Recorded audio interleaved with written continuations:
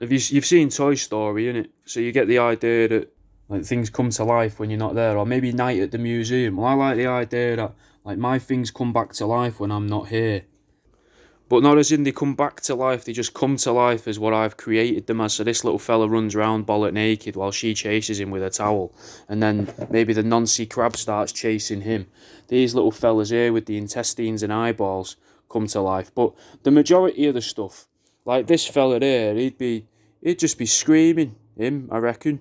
Because look at the size of his bollock there that I've made out of rat scrotum. But this thing would be screaming its fucking head off. Because I've took his arse off and replaced it with a squidgeable arse that smells a little bit of peach. I don't know how long that's going to last for, but I thought it's a nice little touch in it to have a sniffable duckling. But and these things, man, these things would be fucking screaming in agony. Look at him, he's an hairy dangler made out of rat skin and chicken toes. And this, look at him. I reckon he'd just be fucking begging for it, him. He'd just be sitting there like that.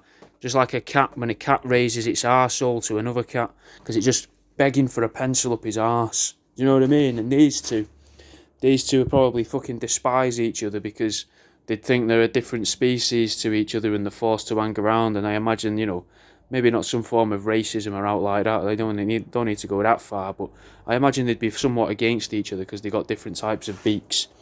And then this thing here, she'd be screaming. It's a terrible existence, isn't it, if you come back to life and you've got a chicken's foot for a hand and a duckling wing for a wing. You know what I mean? I just enjoy the idea of that.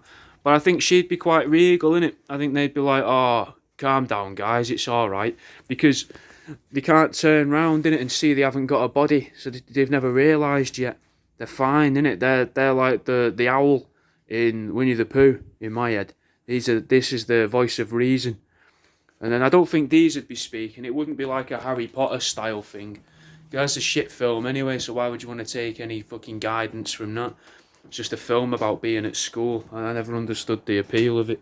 But then you've had this fella here, and he'd probably just be laughing the whole time, laughing at them all, because he's come to terms with him. He's used to it. There's a good chance that he's, you know, if they do come to life, maybe he feels this when I do this every time.